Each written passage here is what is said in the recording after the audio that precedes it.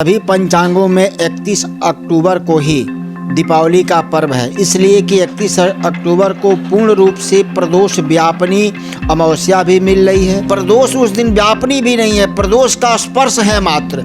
कुछ मिनट तक प्रदोष व्यापनी माने यह होता है कि पूरे प्रदोष काल में 3 घटी तक वो तिथि व्याप्त हो। तो क्या अयोध्या में भी 31 तारीख को दीपावली मनाई जाएगी? इस बार देव दीपावली के लेके कहीं से कोई मतभेद नहीं।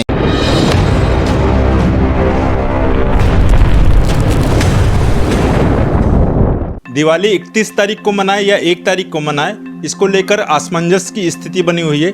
इस पर हमारे साथ बात करने के लिए मौजूद हैं प्रोफेसर सुभाष पांडे जी, जो संस्कृत विभाग के काशी हिंदू विद्यालय के संस्कृत विभाग से आते हैं। तो हम इस पर उनसे बात करेंगे कि दिवाली किस दिन हम लोग मनाना चाहेंगे।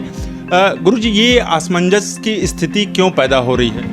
देखिए, ये असमंजस की स्थिति नहीं है। हमारे यहाँ ज्योतिष शास्त्र में जो भी सिद्धांत और करण ग्रंथ है जिसे पंचांग बनाए जाते हैं, सभी पंचांगों में 31 अक्टूबर को ही दीपावली का पर्व है, इसलिए कि 31 अक्टूबर को पूर्ण रूप से प्रदोष व्यापनी अमावस्या भी मिल रही है। आज जो लोग रात्रि काल में निशिथ व्यापनी लक्ष्मी पूजन करते हैं, दीप प्रज्वलन के लिए तो प्रदोष व्यापनी है, लेकिन जो तांत्रिक सिद्धियां होती हैं या जो लक्ष्मी पूजन होता है रात्रि काल में, वह 31 अक्टूबर को ही प्राप्त हो रहा है। 1 नवंबर को कुछ नाटिकल पंचांगों में 1 अक्टूबर को लिखा गया है, इसलिए कि वहाँ पर केवल प्रदोष काल में कुछ अंश प्राप्त हो रहा है, पूर्ण प्रदोष व्याप्त नहीं है।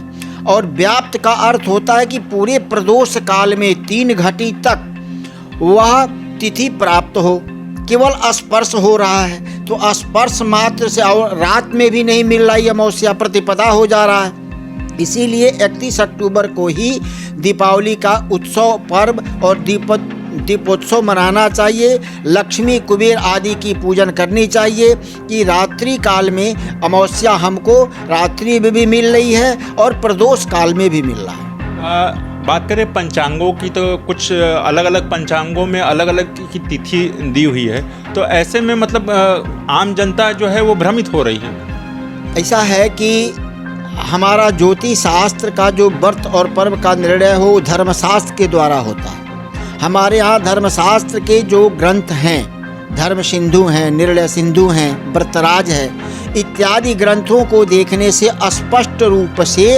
31 अक्टूबर को ही दीपावली का पर्व मनाया जाएगा।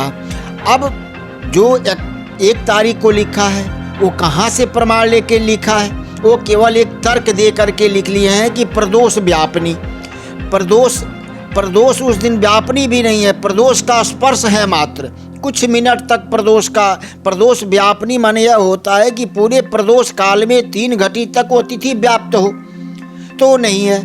अब कहीं भ्रमवश कहिए या अज्ञानतावश कहिए, अगर 1 नवंबर को जो लिख दिया है, इसी के सामंजस्य के लिए काशी एक विद्या का केंद्र है, ज्ञान का केंद्र है।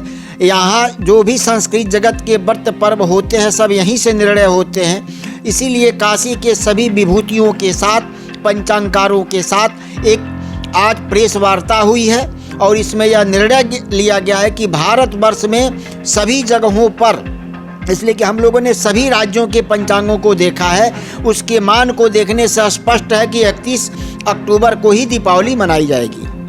अयोध्या की तरफ तमाम लोग, अब चूंकि मंदिर अब बन गया है तो अब तमाम लोगों की नज़र टिकी रहेगी, तो क्या अयोध्या में भी 31 तारीख को दीपावली मनाई जाएगी? निश्चित रूप से मनाना चाहिए 31 को ही, इसलिए कि काशी एक विद्या का केंद्र है और यह ज्ञान धाम है।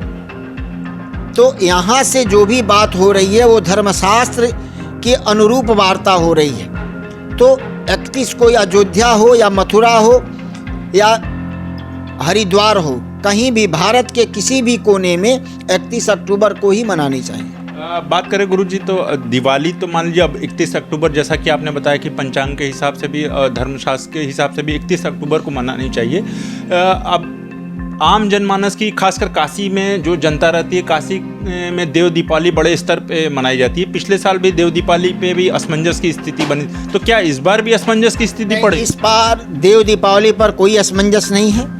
इस बार पूर्णिमा पर्याप्त मिल रहा है और पूर्णिमा जिस दिन मिलेगी उस दिन देव दीपावली मनाई जाएगी। इस बार देव दीपावली के लेके कहीं से कोई मतभेद नहीं है। तो ये थे प्रोफेसर सुभाष पांडे जी ने। तो जो चूँकि ये काशी हिंदू विश्वविद्यालय में प्रोफेसर हैं, तो उन्होंने बताया कि दिवाली जो है 31 अक्टूबर को ही मनानी चाहिए। तो अभी तक के लिए इतना ही। मैं हूँ अशोक पांडे, धन्यवाद।